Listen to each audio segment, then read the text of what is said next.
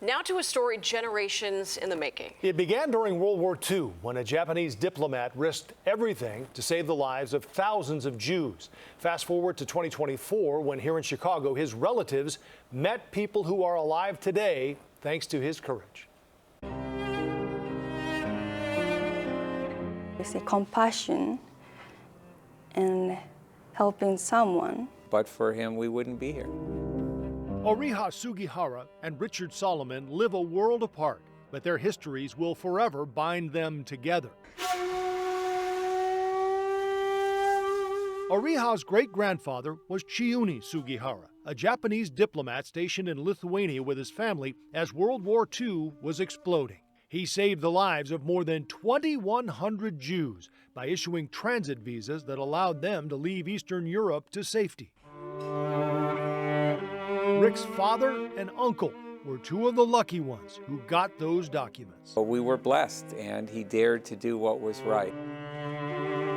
It was a decision that cost Chiune and his family dearly, then and years later. But his granddaughter, Madoka Sugihara, told us through a translator, for him to help other people and to be of service to others was the most utmost importance. The story goes back to Kaunas, Lithuania, 1940.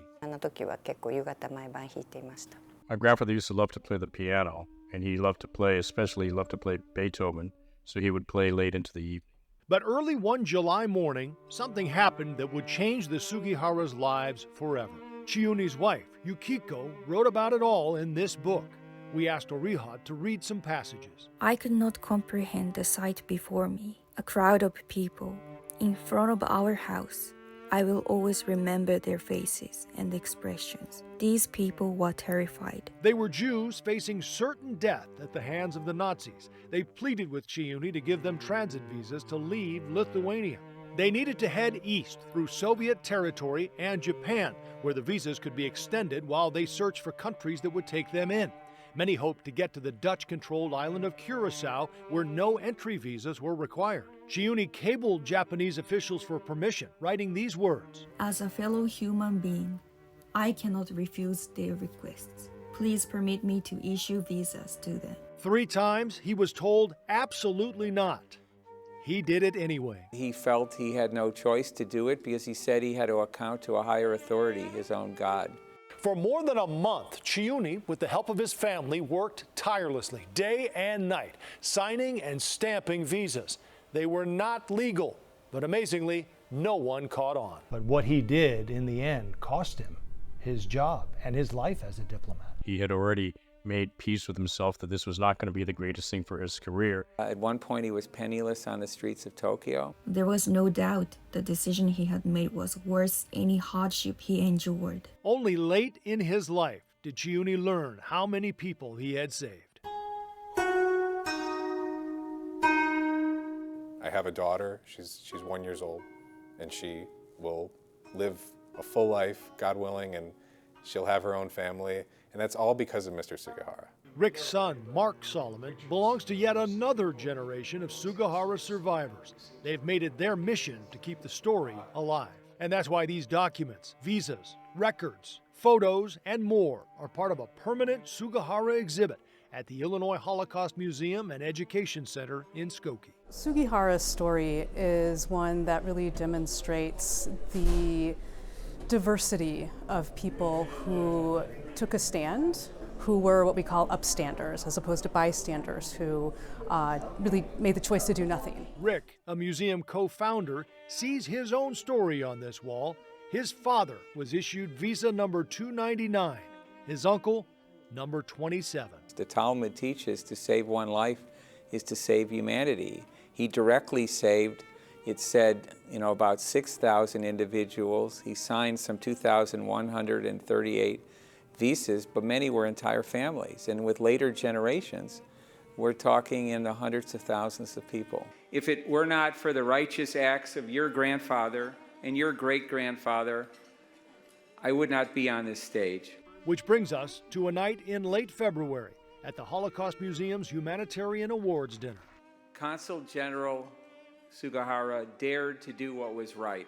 Madoka and Oriha received an award honoring Chiuni. Joining them on stage, descendants of just some of the people Chiuni saved. Scores of people who never would have been born had it not been for him. With me this evening are 4 generations of Sugihara visa recipients from age 92 years to 12 weeks old.